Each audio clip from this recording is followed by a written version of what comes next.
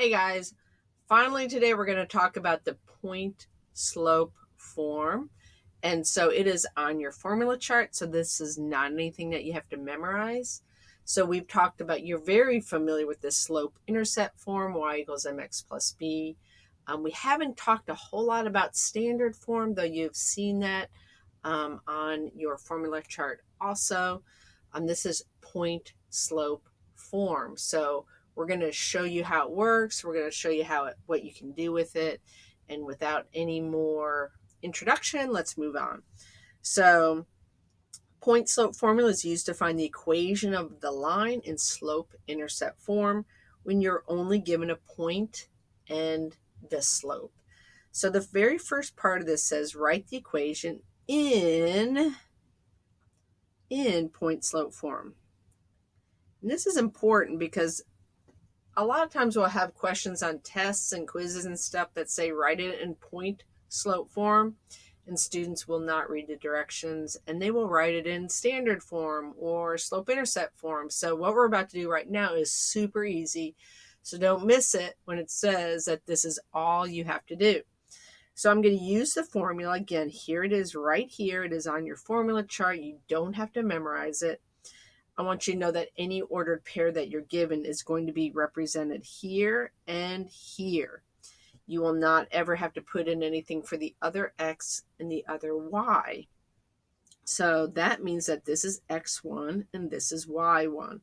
So I have y minus the y1 equals the slope, which is -4, and then x minus the x1, which is just a 1. So now I'm going to simplify everything. The two negatives cancel each other out and it's a positive. And then that's it. I am done. This is written in point slope form. So if you look at this, it looks like that. And we are going to stop there. Let's look at the next one. Here's my ordered pair. So it's x1 and y1. So I'm going to substitute them into the formula, which would be y minus a -1 equals the slope, which they give me, -5/4, x minus the x1. All right, lots of negatives. That's on purpose, by the way, just so you know. So the two negatives here become a positive. -5/4 stays the same. And then this is x plus 5. And we are done. There's nothing more to do with that equation. We're only writing it in point slope form. Next one. This will be your x1 and your y1. So I have y minus 1 equals the slope, which is 0. And that is x minus 3. And we are going to leave it just like that. So it is in point slope form. Now, obviously, the 0 is going to zero out that whole back end, but just letting you know, it's in point slope form right now. x1, y1. So we have y minus a -6 equals 1. And then we have x minus 4. I'm going to simplify the two negatives here. And I'll go ahead and leave the 1 there. I don't need to leave the 1 there, but I'm going to go ahead and leave it there. And I am in point slope form. Now, that's all you have to do. Then that's all you have to do, and we'll stop right there. But what if you need to do more? What if it says to write the equation in slope intercept form? So the very first thing I'll do is what we did up at the top. I'm going to head and I'm going to plug in what they give me. So I have y minus a -1.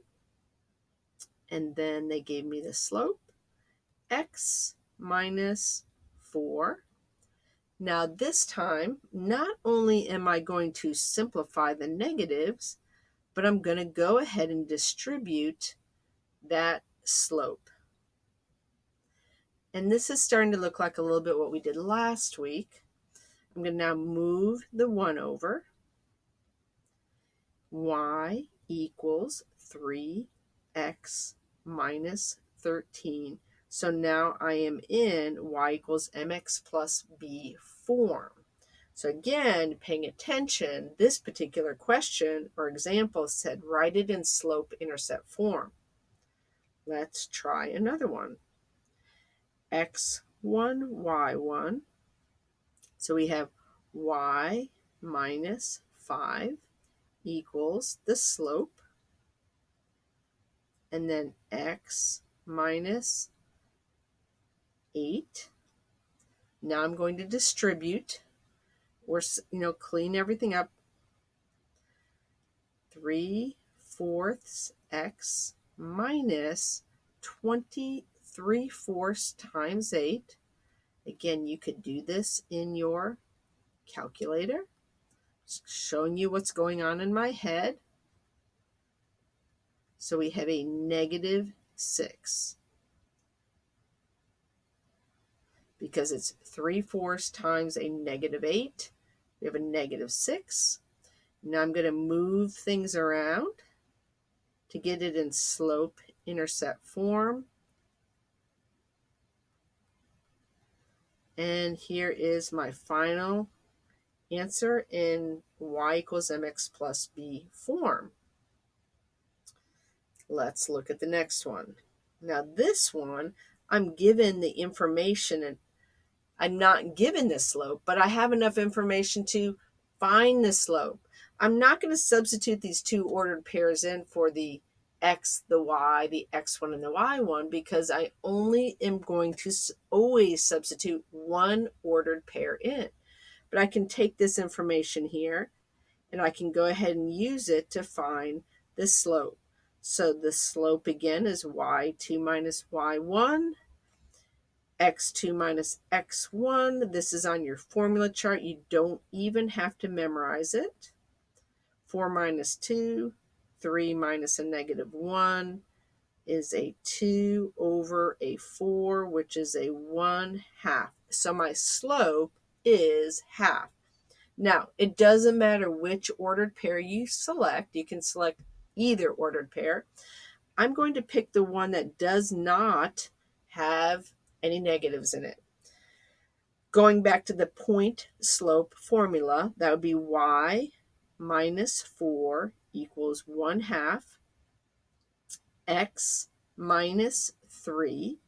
And I'm going to distribute the fraction there. And then I have minus 3 over 2. And then I'm going to add 4 to both sides. I have y equals 1/2 x. I already know that negative 3 over 2 is a negative 1/2. So that would be a negative 2.5. Make sure, yep, I did that right. Whoops, plus, that'd be a positive 2.5. And we're done.